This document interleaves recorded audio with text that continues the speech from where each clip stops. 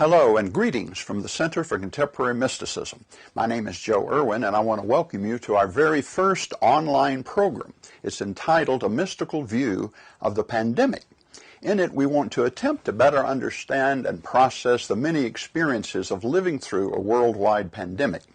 To do that, we've invited Patricia Pearce and Mary Reed to have a conversation together. Patricia is not only a member of our board, but she's also an author, an artist, a spiritual teacher, and a former pastor.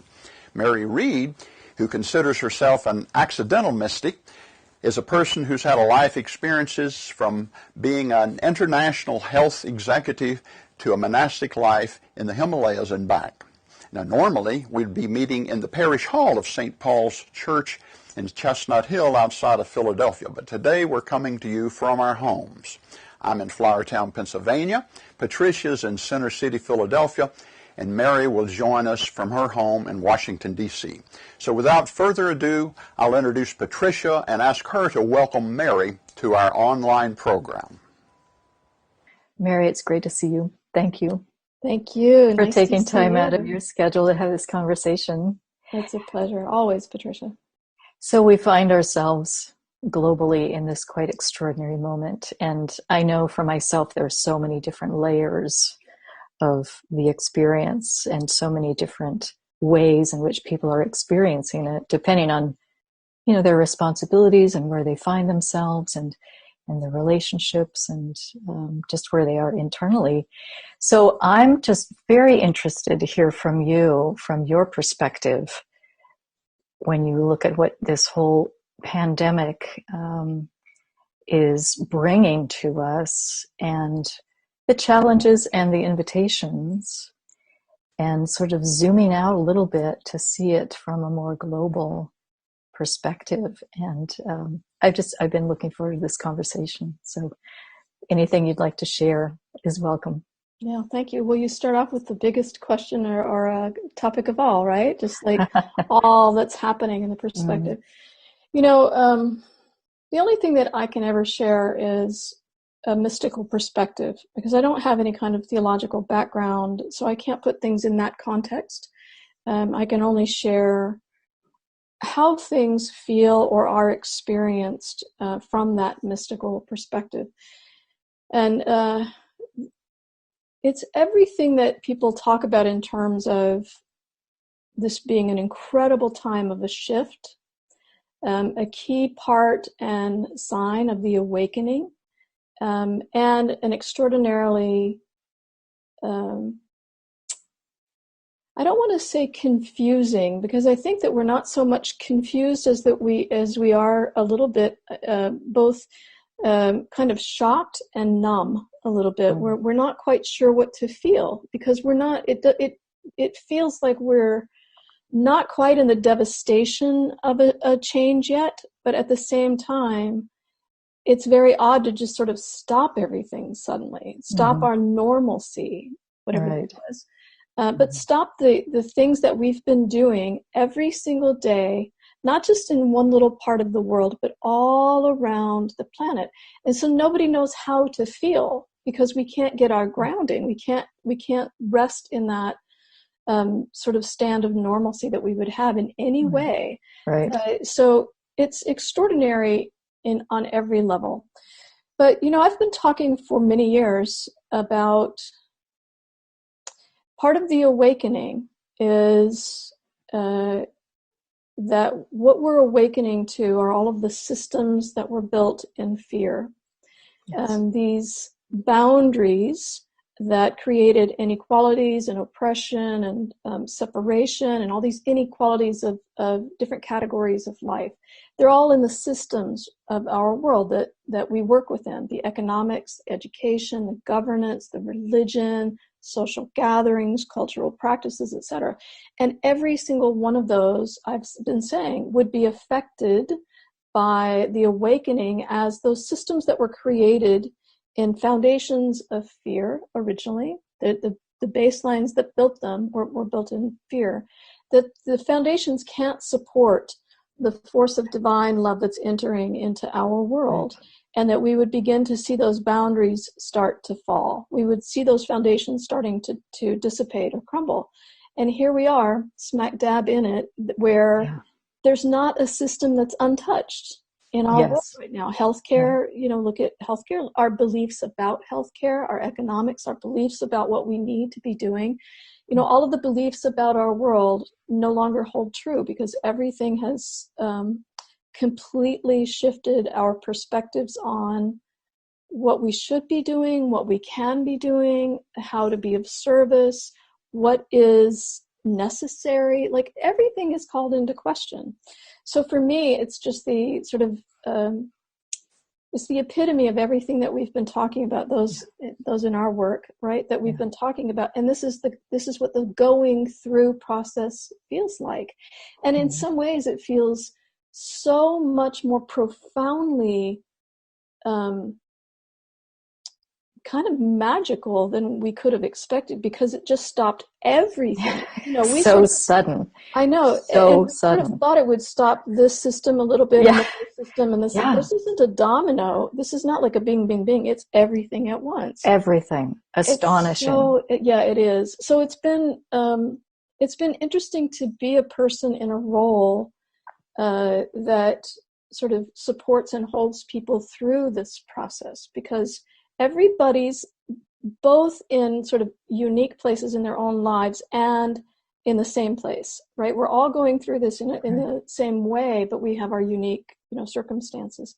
So it's been really fascinating. My heart goes out to everybody that's struggling, obviously, and compassion around those that have a great deal of fear about what's going on or that are facing crisis or whatever.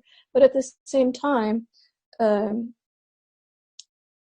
there's also a very real transition happening. There's a very real shift in power and everything that's unmistakably astonishing.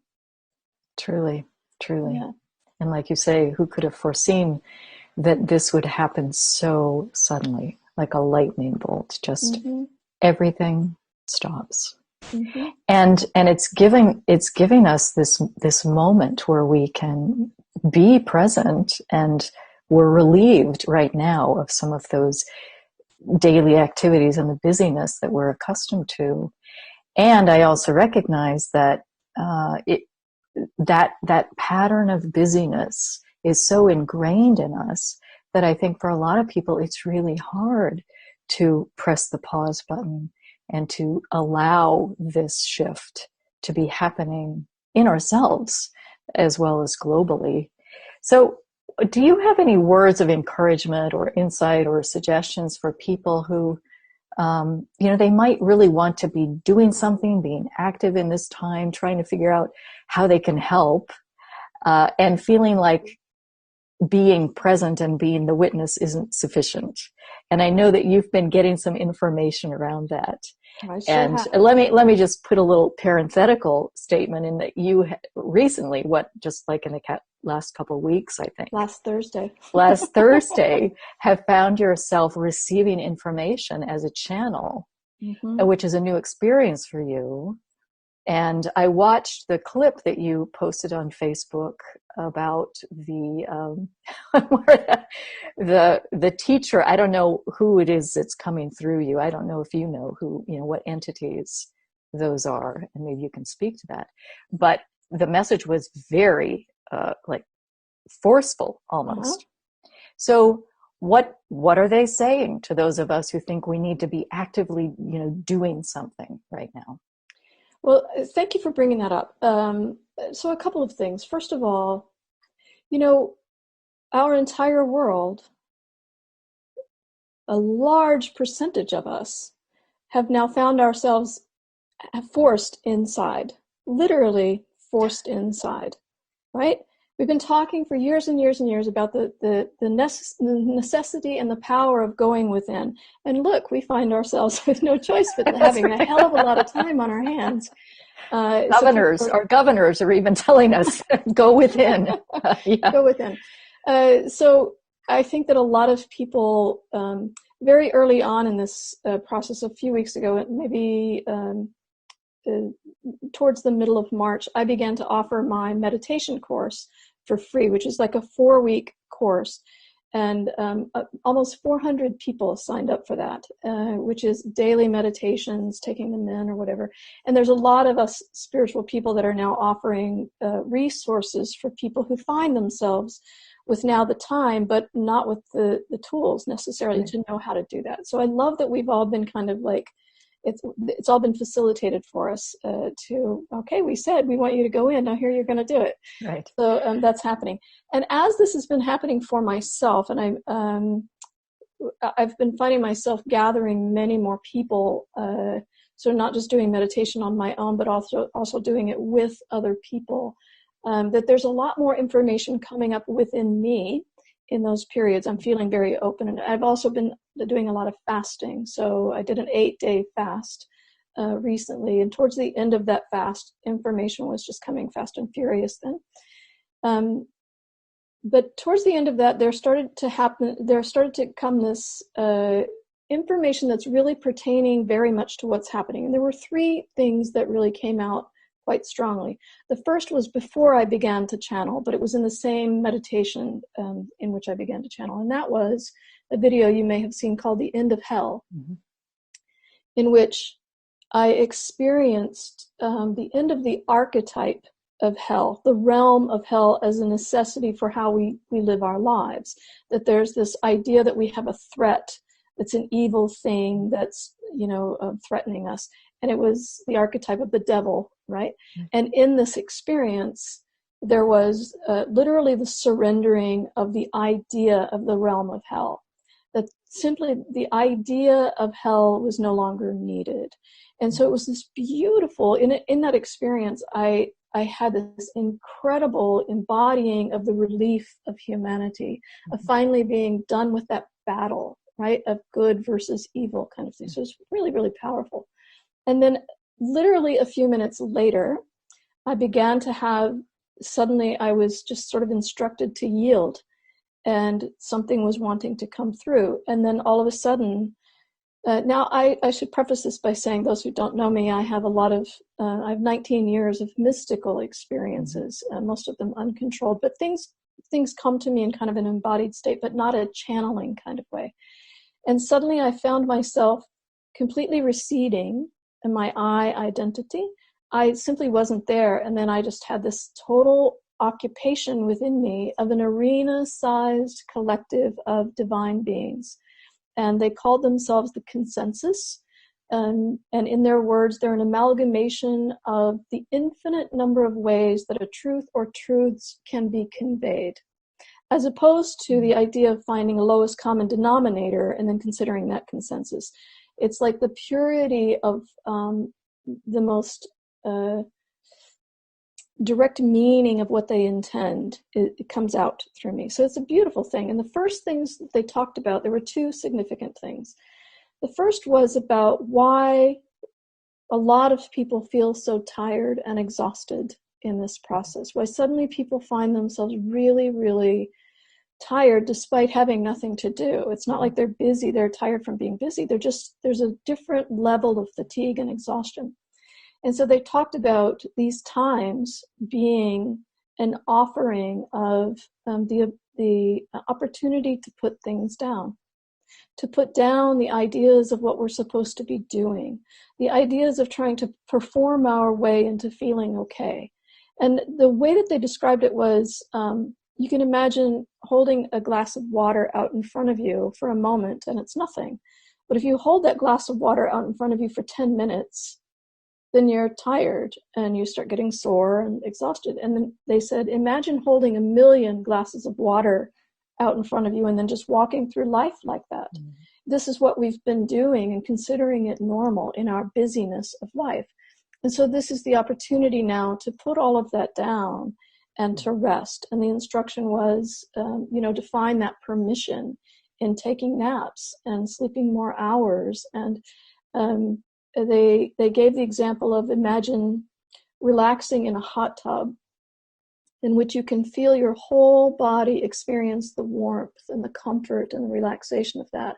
And then you can feel your mind doing that. And as you do that, you can tell how much your body wants to rest. You can tell how much your mind wants to rest. And you can tell how much fighting that is exhausting. Mm-hmm. And so it was really a beautiful permission to finally just rest for a bit. And in that they said to learn how to be taken care of, for them to show us, for the collective, the divine presence to show us what it is to be taken care of without the doing and more of the being. Mm-hmm. So that was the first. And then the second thing was the person that I was doing this meditation with, Corrine, asked the question, is my role simply to be the divine witness? And they very directly said, why do you say simply? Yeah. Why do you say simply? And they said this is the most sacred, magnificent opportunity to offer the divine presence to the world. And do you see how you minimize the role of being divine? At the moment that we think that that's not enough, then we've immediately said that being divine is not a precious, sacred, incredible gift to humanity. Yeah. And so it was quite a stern thing. And they said something really cool. They said, you know, when you encounter a divine being or divine wisdom, you've come into the presence of that wisdom. Did that wisdom do something? No, it didn't. It was just there. It was there for the experience of that wisdom. And that's what divine presence is. It is there for the experience of that divinity. And so it was really a beautiful lesson on the idea, getting, once again, out of the idea of the things that we have to do to be of service. So there are those of us who have some idea of ways that we can be of service that brings us joy, or that we have talents and skills that are necessary right now, which is a different level of that expression of divine presence. But being the divine witness to all that's going on in a resting state is also perfect and exquisitely valuable right now for humanity. Yes. That, talking about that, this is a little bit of an autobiographical vignette, but many years ago when my mother was visiting us in Philadelphia, she had a medical episode that she ended up in the emergency room. And the doctor there, she was fine, but the doctor there, he said, you know, someone your age who's reached your age without any serious medical issues is probably going to live to be 100. And she was aghast. She said, no. and he said, why? And she said, I don't like, how does she put it? I don't like the way the world is going, or the direction the world is going. And this was years ago. This was like, I don't know, 15 years ago, before, you know, so much of the tumult that we're experiencing now. And this doctor, who I take it was from India, he said to her, maybe you're here to bear witness. And that was such an amazing moment of recognition that there is value simply in bearing witness. And holding things in that awareness of love and being present. You know, last night, so yesterday was my birthday, and I had a day-long celebrations because I believe we should celebrate life. And what a year to be honoring life, right? It was so wonderful. I had a couple of different Zoom parties, and on the second one, there's a woman who does a lot of travel and takes people to Bali for different experiences. And we were talking about the ways that different cultures are dealing with what's happening now, the pandemic, but also just in general, how they deal with things that one culture would consider a tragedy or something awful or bad, and another culture will do something different with it. And she gave the example of, she was in Bali once, and she fell down the stairs. She had a really good fall down the stairs. She didn't break anything, but she was bruised in many places. And so she left, and then a while later she came back to that same spot, and there was a whole bunch of people there blessing that spot where she fell. Wow. They were giving a blessing to this place, which you see, it's a very different relationship with, you know, an incident. So when you think about what's happening in our world today, the ways that we can be in relationship to what's happening. I started talking about a different relationship to coronavirus in late February, when everybody started to talk about the fear that was, the momentum was starting. And I talked about, what happens if instead of fearing what's happening, we love what's happening? What happens if we love the virus? Yes. And all the different, just, tiny shifts in perspectives that brings, because everything has a consciousness of its own, and everything is seeking to be loved, for that divine home, right? Union with its own divinity. And so what if we are the portal for that? What if we are that connection or that witness of that virus's divinity? Or there's a lot of ways that we can deal with this that don't feel fearful, that don't feel injurious, that don't feel like we're on this tragic trajectory, right? Right. And on a battlefield. Constantly on a battlefield. And I think that when we really become aware of how the mind has carried that, the heaviness of being constantly on the battlefield. And there again, that comes to what you were talking about earlier in terms of letting the mind relax and release some of this heaviness and burdensomeness of that way of thinking of the duality and the enemy making, and constantly being under siege and having to defend and prove ourselves, and all of that is so exhausting. Like you're saying, that it's exhausting. You've always got to be on, right? Exactly. The fear-driven mind is always on alert, right? To be in control, to feel okay. This has always been at the core of my teachings. It's the core of my teachings has always been that this whole awakening is about the end to the good trumps bad paradigm of life. Exactly. Because that battle mentality, that conquering mentality, is a form of self-rejection. We're trying to make one part of us make another part of us go away, and we can't. Exactly. Yes. We've never been able to. We can't, none of the bad that we see in our world today just started. It's all been here. We just keep recycling it because of this model. Yeah. And now we're beginning to see ways that model is falling apart. And it's been astonishing to watch. It really has been. It truly is. And that experience of being able, as you're saying, to encompass and enfold and hold all of it in love. That's where the dissolving of the the harmful patterns that keep us held captive into this illusory state, where we don't recognize our own divinity. It's in that stance of love that can begin to dissolve all of those barriers to our awareness of who we are. Well, and so many of those barriers are built into the systems in which we live or have lived, right? Right. All of those barriers, the systems of inequality. Then I've spoken for many years about how these systems that we live within actually keep us from living according to our divine nature.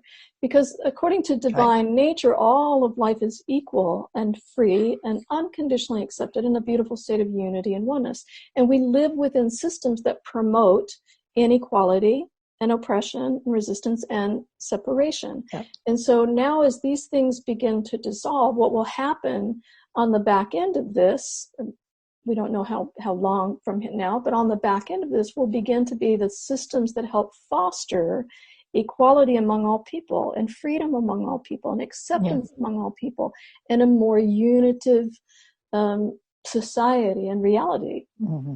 Yes. And of course, naturally, the systems that have arisen have reflected that inner state of mind. Right. It's just how could they do otherwise? That's right. we have created those systems based on our own consciousness, our own level of understanding, our own internal, mindset. And to begin to, and then there's this feedback loop, right? So we create these systems based on what we believe, and then we look at those systems to reinforce our beliefs. And then we are in the feedback loop. Mm-hmm. And this pandemic seems to be giving us an opportunity to sort of hit the circuit breaker and stop that constant feedback loop. And I think a lot of people right now are really reflecting on, okay, the old wasn't working. The old systems, they were not working. And I think right now we're having this pause where we can see more clearly and recognize that the ways in which we've been spending our days, the ways in which we've been spending our resources, it's just not that effective or joyous. Yeah. So it's like we're having this opportunity to take a look at, it's almost like everything got freeze framed, you know, like a movie getting freeze framed. We can step back from And it. exactly, we can step back and then look at it and go, that doesn't look so, like maybe we don't want to do it that way. Yeah. You know, the conversations, so you can imagine the conversations that are happening in every single home in the world around, you know, does this feel right? Should we make some, like every single home in the world is having this kind of conversation in some form or fashion. And I've talked with several people who've mentioned about the air looks different outside, right? Mm-hmm. Because of a lack of pollution. I lived in the Himalayas for many years, and there's so many people talking about now people can see the Himalayas for like 230 kilometers away now, where they couldn't before.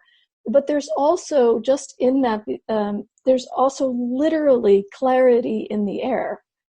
Like of pollution, but there's more clarity in the air. And that's a beautiful way to put it. And I love it that it's coming at springtime for us, and we've got all the beautiful colors, more vibrant and everything, but you can feel that things just feel more purified, more clarified. Mm-hmm. So it's gorgeous. Like the dust is settling. It's a beautiful thing. Yeah. Well, I really appreciate you taking the time to do this. And I want to make sure that the people who see this know how to plug in with what you're up to. And the book, you have a book, mm-hmm. The Unwitting Mystic, mm-hmm. which is available, which tells your story. I don't know if you want to speak to that at all. Probably a lot of people who are going to be watching this video have some familiarity with you, because this will be posted on the Center for Contemporary Mysticism website. And of course, you presented there just in February, right before mm-hmm. we all got mm-hmm. sent into our rooms to ponder. But your book is available, and you also got a YouTube channel. Yes. And I should mention, there are two different book groups right now reading my book. And both of them have contacted me to say, we've all commented about it. So I wrote my book in 2014. I released it in 2014. They all talk about how it appears that I was writing for today, mm-hmm. like what's happening in our world today. Yeah. So people may find some good information about that, sort of heads up from the years ago perspective. So that's Unwitting Mystic. You can get it on Amazon. You can also visit my website, unwittingmystic.com. There's various resources on there. There's a lot of different videos. I have a blog. There's some good stuff on that blog, some good resources. And then I have a YouTube channel. I think it's just Mary Reed. I don't know. But you can type in Mary Reed Mystic and my channel will come up. I've got a bunch of videos on there, including those that were just the recent channeling videos. Mm-hmm. They're literally 4-minute, mm-hmm. 4 and 7 minute clips or something. So they're easily palatable, and you need a little time to take those in. Those are the best ways to find more information out about me. Yeah, well, that's great, because we're in the midst of this thing, and things are shifting daily, and who knows, what's going to be coming forth in the next few weeks. We're all in this together, and I think we're all, before we wrap up, I wanted to just ask you, I know for myself, one of the metaphors that's been very powerful right now is that of the chrysalis. Mm-hmm. And the dissolving in the chrysalis, and the dissolving of the old former structures, and this, surrendering to that process, mm-hmm. rather than resisting. And I wonder if you could just speak to that, like the experience of the yin, the experience of the surrender, and the resistance that arises from the fear, but to really move into that experience of surrendering right now. Well, I think that it has a lot to do with the two things that came through in the channeling, right? To just stop and put things down, the permission to just stop, the permission to just allow yourself to be taken care of.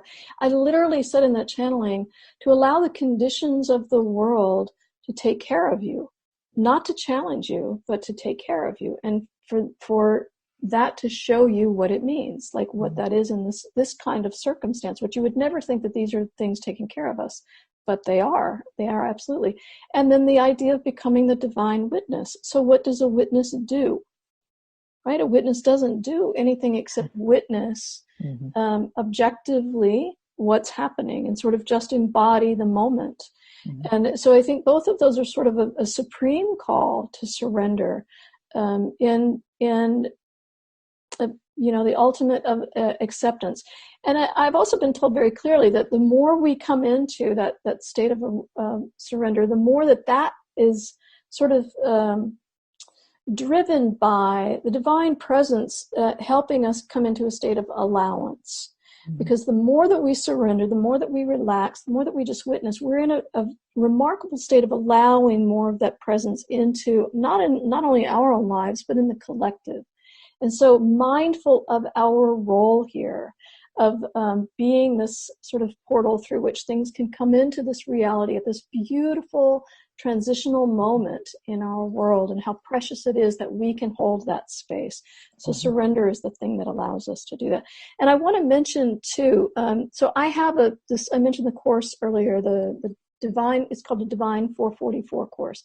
And I just happened to release it in January. So it's a beautiful resource that helps people right now be able to just center themselves very quietly and do these beautiful guided meditations every single day for 28 days. So it gives them a tool to be able to center, be quiet, and surrender through this, but also to be focused and use your time on something that feels helpful to yourself and not focused on fear. And then I also want to mention I have a Patreon community, and people can check that out at patreon.com/Mary Reed. And I meet 1 or 2 times a week, every week with that community. And we do a meditation and a talk. And we've seen a lot of significant changes in the last few weeks in the community dynamics around that, a lot more people joining. And it's been a beautiful way and a beautiful time for community to come together in a greater sense of connection and trust and dialogue. It's been really beautiful. So I invite people to check that out as well. Great. Well, thank you so much, Mary, and blessings on all that you're bringing forth and who you are. Thank you. And you as well, Patricia. I really appreciate it. And I appreciate the work of the Center for Contemporary Mysticism and trying to provide resources for people right now. Is really awesome. Mm-hmm. Well, until next time. Namaste, namaste. Namaste. Thank you, my friend. Be well. You too. Bye-bye. Wow. Thank you, Mary and Patricia, for that conversation, and thank you for sharing your journey and your wisdom with us. We also want to thank you, all of you who have joined us online, and hope you will consider yourself a part of the Center family. Remember to visit our website, where you can see other videos and resources, and also join our list to be informed of upcoming programs and activities at the Center. Also visit our Facebook page, where we keep an update there on all of our activities and speakers coming up. Lastly, I would remind you that we have a Circle of Light prayer chain on our website. So if you or someone you know would like to be listed and remembered in prayer and in our Circle of Light, please send us their name and what they're dealing with, and we'll be happy to include them. So thanks again, Mary and Patricia, and thanks to each of you. We're wishing you good health and many blessings in the days ahead. Namaste.